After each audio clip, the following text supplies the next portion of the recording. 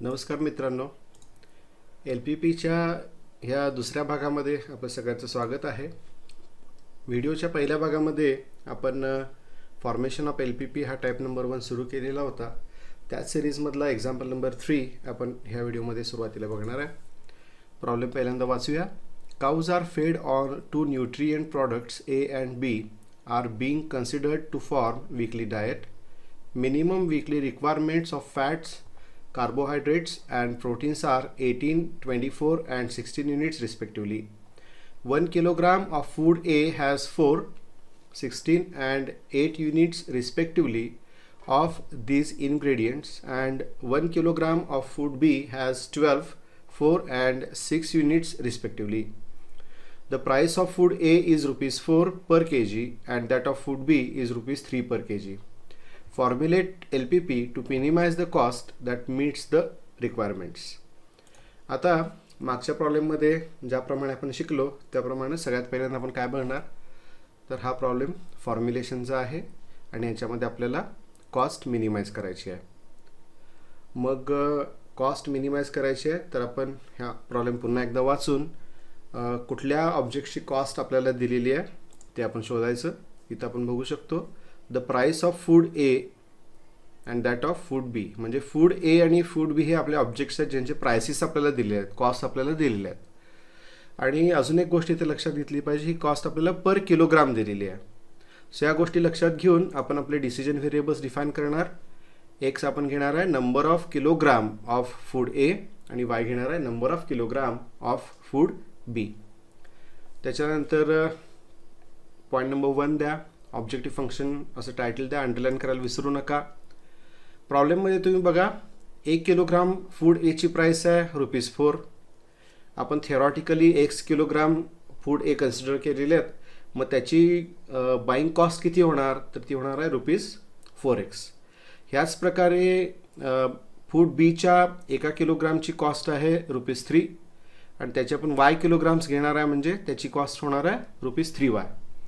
दोन्ही प्रकारचे फूड एकत्रितपणे घ्यायची आपली टोटल कॉस्ट ऑफ बाईंग होणार आहे रुपीज 4x प्लस 3y.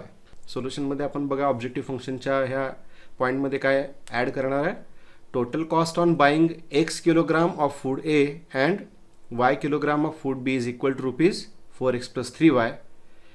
आणि मग हे 4x प्लस 3y हे जे फंक्शन आपल्याला मिळालं हे आपलं ऑब्जेक्टिव्ह फंक्शन आहे, ते आपण डिनोट करणार आहे झेडनी. प्रॉब्लेममध्ये मगाशी आपण बघितलं की हा प्रॉब्लेम मिनिमायझेशनचा आहे, मग ते सुद्धा स्टेटमेंट आपण याच्यामध्ये ॲड करणार. आणि इथं तुम्ही बघू शकता हे आपण ॲड केलेलं आहे, we have to minimise Z. So इथं आपला हा पहिला पॉईंट, पहिली स्टेप आपली संपलेली आहे. आता दुसरी स्टेप आपली आहे कन्स्ट्रेंट्सची.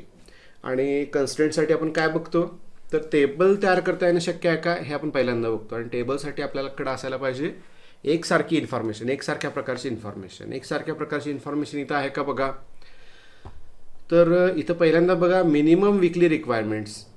मॅक्झिमायझेशनच्या प्रॉब्लेम्समध्ये जनरली अवेलेबिलिटी दिलेली असते, तसं मिनिमायझेशनच्या प्रॉब्लेममध्ये जनरली रिक्वायरमेंट्स दिलेले असतात. जनरली याचा अर्थ नेहमी नव्हे हे लक्षात घ्या, most of the times. So सध्या इथं रिक्वायरमेंट दिलेली आहे आणि रिक्वायरमेंट कशाची आहे, तर फॅट्स, कार्बोहायड्रेट्स आणि प्रोटीन्सची. मग तुम्ही इथं आणखी बाकीची इन्फॉर्मेशन पण जर बघितली, फूड एसाठी बघा हे रिस्पेक्टिवली तुम्हाला ह्या तिन्ही इन्ग्रेडियंट्सची इन्फॉर्मेशन दिलेली आहे. तसंच मग फूड बीसाठी पण त्याच प्रकारे ही इन्फॉर्मेशन दिली. याचा अर्थ असा आहे की टेबल प्रिपेअर करता येणं शक्य आहे. मग टेबल प्रिपेअर करत असताना आपण चर्चा केलेली आहे की कॉलममध्ये काय घ्यायचे आहेत, तर जे डिसिजन व्हेरिएबल्स एक्स आणि वाय घेतले ते कॉलम टायटल्स घेणार आहे आपण. आणि मग हे न्यूट्रिएंट्स जे आहेत फूड ए आणि फूड बी हे आपण कॉलम टायटल्स म्हणून घेतलेत. आता फूड ए आणि फूड बीचे इन्ग्रेडियंट्स काय आहेत ते आपण इथं रो टायटल्स म्हणून घेतलेत. फॅट्स, कार्बोहायड्रेट्स आणि प्रोटीन्स घेतलेत. ह्या तिघांचे आपल्याला रिक्वायरमेंट्स दिलेत प्रॉब्लेममध्ये, त्यामुळे इथं रिक्वायरमेंट घेतले. तुम्ही जर आठवून बघितलं तर आधीच्या दोनही प्रॉब्लेममध्ये इथं रिक्वायरमेंटच्या जागी आपण अवेलेबिलिटी आपण घेतलेली होती, लक्षात घ्या. आता प्रॉब्लेम जर वाचून बघितला तर त्याच्यामध्ये हे जे स्टेटमेंट आहे minimum weekly requirements of fats, carbohydrates and proteins are 18, 24 and 16 units respectively. तर ह्या स्टेटमेंटवरून ह्या टेबलमध्ये आपण ही इन्फॉर्मेशन ॲड करू शकतो ह्या प्रकारे. तसंच मग अजून प्रॉब्लेममध्ये बघितलं तर 1 किलोग्राम ऑफ फूड एची इन्फॉर्मेशन दिलेली आहे बघा. फूड एमध्ये जे इन्ग्रेडियंट्स आहेत ते कसे आहेत तर 4, 16 अँड 8 युनिट्स रिस्पेक्टिव्हली. सो ती इन्फॉर्मेशन इथं आपण एंटर केलेली आहे. तसंच मग फूड बीची इन्फॉर्मेशन आहे 12, 4 अँड 6 युनिट्स रिस्पेक्टिव्हली. ती इन्फॉर्मेशन इथं आपण ॲड केली आहे. आणि मग आता हे सगळं टेबल आपल्याला मिळालं आहे. हे टेबल आपण सोल्युशनमध्ये लिहिणार आहे. सोल्युशनमध्ये लिहित असताना हे पॉईंट नंबर 2 द्या, कन्स्टंट्स असं टायटल द्या आणि मग हे टेबल प्रिपेअर करा. आता हे टेबलवरून कन्स्टंट्स देणं खूप सोपं आहे. आपण मागच्या 2 प्रॉब्लेम्समध्ये बघितलेलं आहे. इथं आपण बघू शकतो की फॅट्ससाठी पहिल्यांदा आपण कन्स्टंट तयार करूया. आता थिअरॉटिकली हे फूड ए आणि फूड बी कॉन्झ्युम केल्यानंतर म्हणजे खाल्ल्यानंतर त्याच्यामधून किती फॅट्स आपल्याला अवेलेबल होऊ शकेल याची आपण कॅल्क्युलेशन करणार आहे. मग तुम्ही इथं बघू शकता की फूड एच्या 1 किलोग्राममध्ये 4 युनिट्स आपल्याला मिळतात. तर मग x किलोग्राम इतका फूड ए आपण घेतल्यानंतर आपल्याला टोटल फॅट्स त्याच्यामधून मिळणार आहेत 4x. फूड बीमधून आपल्याला फॅट्स मिळणार आहेत 12y. आणि मग हे दोन्ही एकत्र केलं तर टोटल फॅट्स आपल्याला किती मिळतील 4x + 12y इतके मिळतील. पण आपल्याला गरज किती फॅट्सची आहे इथे दिलेलं आहे, गरज आहे 18 युनिट्सची.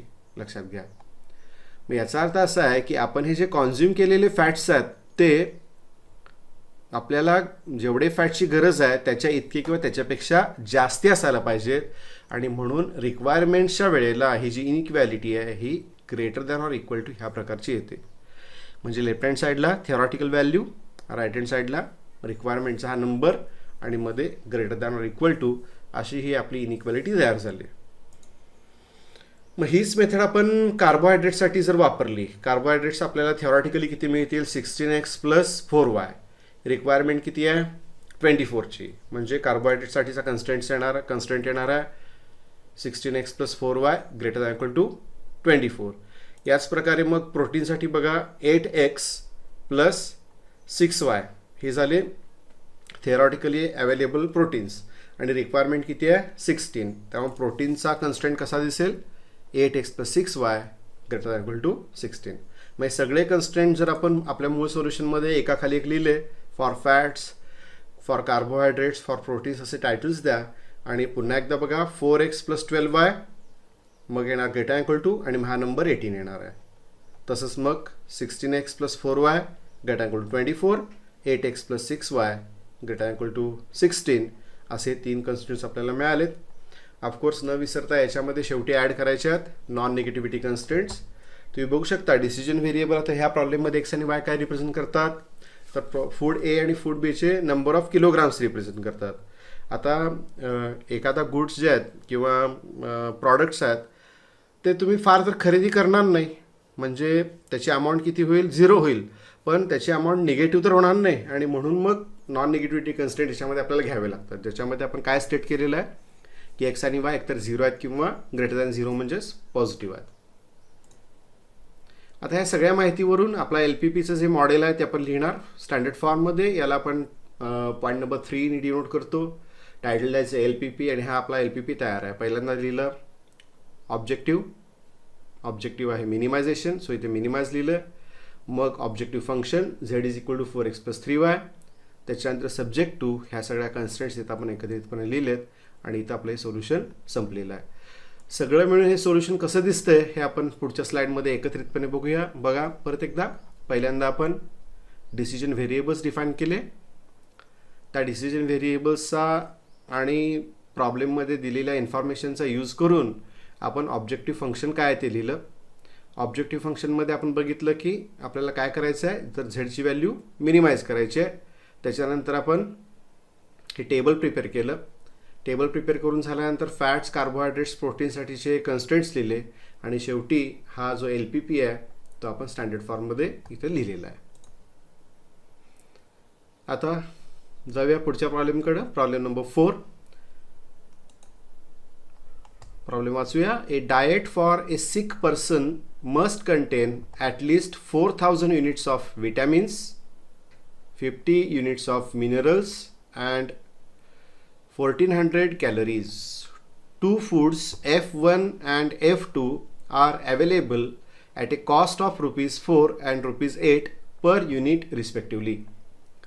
If 1 unit of food F1 contains 200 units of vitamins, 1 unit of mineral and 40 calories, and 1 unit of food F2 contains 100 units of vitamins, 2 units of minerals and 40 calories.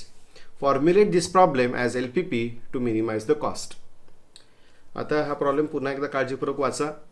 नेहमीप्रमाणे आपण सगळ्यात पहिल्यांदा काय बघणार की हा प्रॉब्लेम नेमका फॉर्मेशनचा आहे की सोल्युशनचा आहे. तर हा प्रॉब्लेम आहे फॉर्मेशनचा, आणि ह्या फॉर्मेशनच्या प्रॉब्लेममध्ये आपल्याला कॉस्ट मिनिमाइज करायची आहे. मग दुसऱ्या स्टेपमध्ये आपण बघणार की कॉस्ट आपल्याला ह्या प्रॉब्लेममध्ये कुठे दिली आहे, कशाची दिलेली आहे. तर ह्या स्टेटमेंटमध्ये बघू शकतो आपण ही कॉस्ट आपल्याला फूड F1 आणि फूड F2ची दिलेली आहे, आणि ही कॉस्ट पर युनिट दिलेली आहे. आणि ह्याच्यावरून आपण डिसिजन व्हेरिएबल्स कशा प्रकारे डिफाईन करणार, मग एक्स घेणार number of units of food F1 आणि वाय घ्यायचा number of units of food F2. नेहमीप्रमाणे मग step number 1 objective function underline करायला विसरू नका. आता प्रॉब्लेममधली माहिती जर तुम्ही रिकॉल केली, आपण बघितले फूड F1च्या एका युनिटची कॉस्ट आहे ₹4. थिअरॉटिकली आपण x युनिट्स घेणार आहे, सो फूड F1ची टोटल कॉस्ट होणार आहे 4x. तसंच मग फूड F2च्या एका युनिटची कॉस्ट आहे ₹8. फूड F2चे आपण y युनिट्स घेतलेत, त्यामुळे त्याची कॉस्ट होणार आहे 8y. मग हे 4x आणि 8y हे दोन्ही एकत्र केले तर टोटल कॉस्ट किती होईल आपली 4x + 8y होईल. ऑफकोर्स ही सगळी इन्फॉर्मेशन न लिहिता आपण डिरेक्टली ऑब्जेक्टिव्ह फंक्शनमध्ये हे स्टेटमेंट लिहिणार की total cost of buying x units of food F1 and y units of food F2 is ₹4x + 8y. आणि मग हे 4x + 8y आपलं ऑब्जेक्टिव्ह फंक्शन आहे, ते आपण डिनोट करणार आहे झेडनी. मी आधी पण सांगितलेलं आहे, परत एकदा लक्षात घ्या, इथं जे रुपीज हे युनिट आहे हे आपण ह्या झेडमध्ये लिहित नाही, हे लक्षात घ्या. आता प्रॉब्लेममधून आपण बघितलेलं आहे की हा प्रॉब्लेम मिनिमायझेशनचा आहे, ते स्टेटमेंट पण याच्यामध्ये ॲड केलं. पहिली स्टेप आपली संपलेली आहे. आपण ऑब्जेक्टिव्ह फंक्शन आणि ऑब्जेक्टिव्ह ह्या दोन्ही गोष्टी याच्यामध्ये मिळवलेल्या आहेत. आता एक्झाम्पल नंबर 4मध्ये जर परत एकदा बघितलं बाकीची इन्फॉर्मेशन कशी आहे, टेबल प्रिपेअर करता येणं शक्य आहे का, तर इन्फॉर्मेशन वाचून बघितली तर बघा, a diet for a sick person must contain at least 4000 units of vitamins, 50 units of minerals, calories. So information vitamins, minerals आणि कॅलरीजची फूड F1 आणि फूड F2मध्ये एकसारख्या प्रकारे दिलेली आहे का हे आपण बघितलं पाहिजे. तर इथं तुम्ही बघू शकता, बघा विटॅमिन्स, मिनरल्स, कॅलरीज, पुन्हा इथं विटॅमिन्स, मिनरल्स, कॅलरीज, म्हणजे इन्फॉर्मेशन जी आहे ही एकसारख्या प्रकारची दिलेली आहे. टेबल प्रिपेअर करता येणं शक्य आहे. लक्षात घ्या, टेबल प्रिपेअर करता येत असेल तर प्रॉब्लेमचं सोल्युशन कन्स्ट्रेंट्स खूप इझिली आपल्याला फाइंड आउट करता येतात.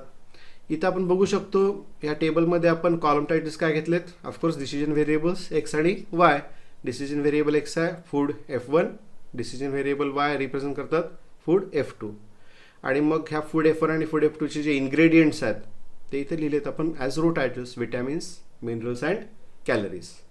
आता यांच्या रिक्वायरमेंट्स आपल्याला प्रॉब्लेममध्ये दिलेल्या आहेत. बघा, diet of a sick person must contain at least 4000 units of vitamins, 50 units of minerals and 1400 calories. मग ही इन्फॉर्मेशन आपण ॲड करणार इथं लास्ट कॉलममध्ये, म्हणजे रिक्वायरमेंटच्या कॉलममध्ये. तसंच मग तुम्ही प्रॉब्लेम वाचून बघितला तर त्याच्यामध्ये हे जे स्टेटमेंट आहे कशासाठी, फूड F1साठी, त्याच्यात काय सांगितलं तर food F1 contains 200 units of vitamins, 1 unit of mineral and 40 calories. तर ही सुद्धा इन्फॉर्मेशन टेबलमध्ये आपण ह्या कॉलममध्ये अशा प्रकारे एंटर करून घेणार. ह्याचप्रमाणे मग फूड F2ची जी इन्फॉर्मेशन आहे 100 युनिट्स, 2 युनिट्स आणि 40 युनिट्सची ही जी इन्फॉर्मेशन आहे ही इथं आपण ॲड केलेली आहे. आता हे पूर्ण टेबल आपलं तयार झालं आहे, हे सोल्युशनमध्ये आपण लिहिणार आहे ह्या प्रकारे. सोल्युशनमध्ये टेबल लिहून झाल्यानंतर ऑफकोर्स मग आता ॲक्च्युअल कन्स्टंट्स जे आहेत विटॅमिन्स, मिनरल्स आणि कॅलरीजचे ते आपण लिहिणार आहे. आणि मागच्या प्रॉब्लेममध्ये बघितल्याप्रमाणे सगळ्यात पहिल्यांदा काय बघणार की फूड F1 आणि फूड F2चे एक्स आणि वाय युनिट्स कॉन्झ्युम केल्यानंतर, तेवढा इंटेक केल्यानंतर किती विटॅमिन्स थिअरॉटिकली मिळू शकतात आणि रिक्वायरमेंटमध्ये किती मिळायला पाहिजेत डाएट चार्टनुसार ते इथं आपल्याला दिलेले आहेत. तर बघा, फूड F1मधून विटॅमिन्स आपल्याला मिळतील 200x, फूड F2मधून विटॅमिन्स मिळतील 100y, म्हणजे टोटल विटॅमिन्स मिळणार आहेत 200x + 100y. आणि रिक्वायरमेंट किती आहे, रिक्वायरमेंट आहे 4000 युनिट्सची. मग आपण जे कन्झ्युम करणार आहे ते कन्झम्पशन कसं असलं पाहिजे, रिक्वायरमेंट इतकं किंवा त्याच्यापेक्षा जास्ती असलं पाहिजे. आणि म्हणून हा कन्स्ट्रेंट कसा तयार झाला, 200x plus 100y greater than or equal to 4000. आता ह्याच प्रकारे तुम्ही बघा मिनरलसाठी काय येणार 1 इंटू एक्स म्हणजे एक्स. सो हे x plus 2y greater than or equal to 50 हा कन्स्टेंट इथे लिहिला आहे. आणि याच प्रकारे कॅलरीजसाठी 40x plus 40y greater than equal to 1400. 40x plus 40y greater equal to 400. मग हे कन्स्टेंट्स आपल्या सोल्युशनमध्ये लिहिले विटॅमिन, मिनरल आणि कॅलरीजसाठी. ठीक आहे. आता हे कन्स्टेंट्स लिहून झाले की न विसरता याच्यामध्ये ॲड करायचे आहेत नॉन निगेटिव्हिटी कन्स्टेंट्स. आणि मग ऑफकोर्स पॉईंट नंबर 3 मध्ये आपण लिहिणार आहे आपला LPP. पहिल्यांदा लिहिलं ऑब्जेक्टिव्ह, मग ऑब्जेक्टिव्ह फंक्शन आणि मग हे कन्स्टेंट्स आपण ॲड केलेत आणि हे आपलं LPPचं मॉडेल ह्या एक्झाम्पल नंबर 4चं तयार आहे. हा सगळं सोल्युशन आपण एका ग्लान्समध्ये बघायचं ठरवलं तर बघा पहिल्यांदा आपण काय केलं तर पहिल्यांदा आपण डिसिजन व्हेरिएबल्स डिफाईन केले. इन्फॉर्मेशनचा यूज करून Z लिहिला. प्रॉब्लेम मिनिमायझेशनचा आहे हे स्टेटमेंटमध्ये ॲड केलं. इन्फॉर्मेशन एकसारख्या प्रकारचे असल्यामुळं त्या इन्फॉर्मेशनचं एक टेबल प्रिपेअर करता आलं. टेबल ऑफ कन्स्टेंट्स म्हणतो आपण याला. आणि मग याच्यावरून हे खूप इझिली आपल्याला कन्स्टेंट्स तयार करता आले. लक्षात घ्या रिक्वायरमेंट असताना inequality greater than equal to आहे याच्यामध्ये. आणि शेवटी LPP हा स्टँडर्ड फॉर्ममध्ये आपण लिहिलेला आहे. तर हे जे 4 एक्झाम्पल्स आपण बघितले आतापर्यंत व्हिडिओ 1 आणि व्हिडिओ 2 म्हणजे जो आता चालू आहे त्याच्यामध्ये, तर ह्या 4ही प्रॉब्लेम्समध्ये 2 मॅक्झिमायझेशनचे 2 मिनिमायझेशनचे प्रॉब्लेम्स आपण बघितलेले आहेत. ह्या सगळ्या प्रॉब्लेम्समध्ये आपल्याला टेबल ऑफ कन्स्टेंट प्रिपेअर करता येत होतं हे लक्षात घ्या. पण कधीकधी जी इन्फॉर्मेशन असते ती थोडीशी वेगळ्या प्रकारे दिलेली असते आणि टेबल प्रिपेअर करता येणं शक्य होत नाही. त्या प्रकारचं एक एक्झाम्पल आपण आता बघणार आहे. हे आहे आपलं एक्झाम्पल नंबर 5. मग दिलेली इन्फॉर्मेशन कशा प्रकारे वापरायची हे जरा इथं बघायला पाहिजे. तर बघा हा प्रॉब्लेम कसला आहे आपण वाचूया. A dealer wishes to purchase table fans and ceiling fans. He has ₹57,600 to invest and has space to store 40 items. A table fan costs ₹750 and ceiling fan costs ₹900. He can make profits of ₹70 and ₹90 by selling a table fan and a ceiling fan respectively. Assuming that he can sell all the fans that he can buy, formulate this problem as LPP to maximize the profit. आता problem वाचल्या कळालं असेल तुम्हाला की हा problem आहे फॉर्म्युलेशनचा आणि याच्यामध्ये प्रॉफिट मॅक्झिमाइज करायचं आहे. जे प्रॉफिट आहे ते प्रॉफिट कुठे दिलेलं आहे ते आपण स्टेटमेंट शोधून काढायचं. बघा he can make profits of ₹70 and ₹90 by selling A table fan and A ceiling fan. म्हणजे हा डीलर जो आहे हा आपल्या दुकानामध्ये पहिल्यांदा टेबल फॅन आणि सिलिंग फॅन विकत आणून ठेवणार विक्रीसाठी आणि मग ते विकून झाल्यानंतर त्याला प्रॉफिट किती मिळणार आहे तर ते प्रॉफिट इथं आपल्याला दिलेलं आहे. सो प्रॉफिट बघा कुठल्या क्रमाने आहे ₹70 टेबल फॅनसाठी आणि ₹90 सिलिंग फॅनसाठी. ह्या माहितीच्या आधारे आपण एक्स आणि वाय हे डिसिजन व्हेरिएबल्स डिफाईन करणार. एक्स घेणार आहे नंबर ऑफ टेबल फॅन्स आणि वाय घेणार आहे number of ceiling fans. Point number 1 objective function. प्रॉब्लेममध्ये दिलेली जी इन्फॉर्मेशन आहे त्याच्यानुसार एका टेबल फॅनसाठीचा प्रॉफिट आहे ₹70. सो एक्स टेबल फॅन्सचा प्रॉफिट होणार आहे ₹70x. तसंच मग सिलिंग फॅन्सचा प्रॉफिट होणार आहे ₹90y. आणि हे 70x प्लस 90y एकत्र केलं तर आपल्याला काय मिळाले टोटल प्रॉफिट मिळालेलं आहे. मग ऑब्जेक्टिव्ह फंक्शनमध्ये हा टोटल प्रॉफिट आपण लिहिणार ह्या प्रकारे. Total profit of selling X table fans and Y ceiling fans is equal to ₹70x plus 90y. Therefore Z is equal to 70x plus 90y. Of course problem मॅक्झिमायझेशनचा आहे तर ते स्टेटमेंटसुद्धा इथे ॲड करायचं आहे. इथपर्यंत जर तुम्ही बघितलं तर इथपर्यंतचं सोल्युशन हे मागच्या 4ही प्रॉब्लेमसारखंच आहे. त्याच्यामध्ये आतापर्यंत तरी काही फरक पडलेला नाही. आता पुन्हा एकदा हा प्रॉब्लेम जर वाचून बघितला तर याच्यामध्ये कुठंही म्हणजे टेबल फॅन किंवा सिलिंग फॅनसाठीच्या प्रोसेसेस दिलेल्या नाही आहेत किंवा त्याच्या आणखीन कुठलीही होमोजिनियस म्हणजे एकसारख्या प्रकारची इन्फॉर्मेशन आपल्याला दिलेली नाही आहे. हा जो डीलर आहे ह्याला विक्रीसाठी आपल्या दुकानामध्ये हे टेबल फॅन आणि सिलिंग फॅन कुठून तरी विकत आणायचे आहेत. म्हणजे त्याला इन्व्हेस्टमेंट आधी करावी लागेल आणि इथं ते इन्फॉर्मेशन आपल्याकडे आहे की त्याच्याकडं ₹57,600 एवढी अमाऊंट इन्व्हेस्टमेंटसाठी अवेलेबल आहे. म्हणजे ज्यावेळेला तो टेबल फॅन आणि सिलिंग फॅन विकत आणेल त्यावेळेला त्याने ते अशा प्रकारे आणले पाहिजे की त्याची परचेस कॉस्ट जी आहे ती ह्या अमाऊंट इतकी जास्तीत जास्त चालू शकेल, याच्यापेक्षा जास्ती तो पैसे खर्च करू शकत नाही. त्याशिवाय अजून एक अट याच्यामध्ये आहे ती म्हणजे स्पेस टू स्टोअर 40 आयटम्स. तर इथं ही जी इन्फॉर्मेशन आहे ही इन्फॉर्मेशन इन्व्हेस्टमेंट आणि स्टोरेज स्पेस ह्या दोन प्रकारच्या कंडिशन्सवर आधारित इन्फॉर्मेशन आहे हे लक्षात घ्या. मग ह्या प्रकारच्या इन्फॉर्मेशनच्या अकॉर्डिंगली आपण अजून काय माहिती ह्या प्रॉब्लेममध्ये आहे ते बघणार. म्हणजे इन्व्हेस्टमेंटसाठी आपल्याला परचेस कॉस्ट बघितली पाहिजे. मग इथं टेबल फॅनची कॉस्ट परचेस कॉस्ट किती आहे बघा, ₹750 आहे आणि सिलिंग फॅनची कॉस्ट आहे ₹900. तर याच्यावरून एक्स टेबल फॅन्स आपण घेणार आहे त्याची टोटल परचेस कॉस्ट किती येणार आहे ₹750. सिलिंग फॅनची एका कॉस्ट आहे 900, तर वाय सिलिंग फॅनची परचेस कॉस्ट किती येईल ₹900 येईल. आता टोटल परचेस कॉस्ट किती होणार, हे दोन्ही मिळून टोटल परचेस कॉस्ट होणार आहे ₹750x प्लस 900y. पण ही आता थिओरॉटिकल कॉस्ट आहे. आता ही कॉस्ट जी आहे ही पे करायला त्याच्याकडे अवेलेबल अमाऊंट किती आहे, एवढी अवेलेबल अमाऊंट आहे. आणि लक्षात घ्या जेवढी अमाऊंट अवेलेबल आहे आपण जास्तीत जास्त तेवढाच खर्च करू शकतो. आणि त्याच्यामुळे इनइक्वॅलिटी इथं आलेली आहे लेस दॅन ऑर इक्वल टू. म्हणजे हे थिओरॉटिकली खर्च झालेले पैसे आहेत इन्व्हेस्टमेंटसाठी आणि हे इन्व्हेस्टमेंटसाठी अवेलेबल असलेली अमाऊंट आहे, त्यामुळे इनइक्वॅलिटी आहे लेस दॅन ऑर इक्वल टू. तर हे झालं इन्व्हेस्टमेंटसाठी. याच प्रकारे मग स्टोरेज स्पेससाठी काय आपल्याकडे इन्फॉर्मेशन आहे, ह्या स्पेस टू स्टोअर 40 आयटम्स.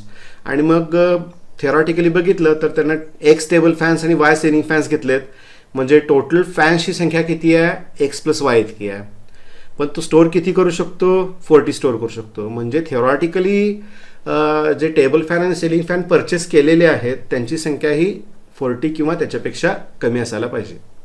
आता हे जे दोन कन्स्टंट्स आपल्याला मिळाले, एक मिळाला स्टोरेजसाठी आणि दुसरा इन्व्हेस्टमेंटसाठी. सेकंड स्टेपमध्ये ॲड करणार. सेकंड स्टेप आपली आहे कन्स्टंट्सची. बघा इन्व्हेस्टमेंटसाठीचा कन्स्टंट इथं लिहिलेला आहे आणि स्पेससाठीचा कन्स्टंट इथं लिहिला आहे. मित्रांनो ऑब्झर्व करा आपण कुठलंही एक्सप्लेनेशन ह्याच्यामध्ये लिहिलेलं नाही आहे. नेहमीप्रमाणे नॉन निगेटिव्हिटी कन्स्टंट्स ॲड करायला विसरायचे नाहीत. आणि मग ही सगळी इन्फॉर्मेशन वापरून आपण LPP तिसऱ्या स्टेपमध्ये स्टँडर्ड फॉर्ममध्ये लिहिलेला आहे. Maximise Z equal to 70x plus 90y subject to ह्या दोन कंडिशन्स आहेत आणि त्याच्यासोबत नॉन निगेटिव्हिटी कन्स्टंट्स पण आहेत. सो इथं आपलं हे सोल्युशन संपलं आहे. हे सगळं सोल्युशन एका स्लाईडमध्ये आपण एकत्रितपणे बघूया. म्हणजे तुम्ही ज्या वेळेला लिहाल नोटबुकमध्ये त्याला ते सोल्युशन ह्या प्रकारे दिसणार आहे. परत एकदा बघा प्रोसिजर आपली काय आहे. पहिल्यांदा एक्स आणि वाय डिफाईन केले, डिसिजन व्हेरिएबल्स म्हणतो आपण त्याला. त्याच्यावरून आपण ऑब्जेक्टिव्ह फंक्शन ऑब्जेक्टिव्ह लिहिलं. इथं टेबल ऑफ कन्स्टंट शक्य नाही आहे तर दिलेली इन्फॉर्मेशन काळजीपूर्वक वाचून त्याच्यापासून हे कन्स्टंट्स तयार केले आणि मग शेवटी स्टँडर्ड फॉर्ममध्ये हे LPP मॉडेल ह्या प्रॉब्लेमसाठीचं आपण लिहिलेलं आहे. तर मित्रांनो जे वेगवेगळ्या प्रकारचे प्रॉब्लेम्स म्हणजे एक्झाममध्ये येऊ शकतील त्याची शक्य तितकी व्हरायटी याच्यामध्ये घ्यायचा प्रयत्न आपण केला आहे. आता टेक्स्टबुकमध्ये तुम्ही ह्या टाईपचे प्रॉब्लेम शोधा आणि ते तुम्ही स्वतः सोडवायचा प्रयत्न करा. तर इथंच आपला हा व्हिडिओ संपलेला आहे. व्हिडिओला लाईक करा, शेअर करा. पुढचा जो व्हिडिओ आहे त्याच्यामध्ये आपण टाईप नंबर 2 बघणार आहे ज्याच्यामध्ये LPP जो आपण तयार केलेला आहे त्याचं सोल्युशन कशा प्रकारे काढता येईल हे आपल्याला बघायचं आहे.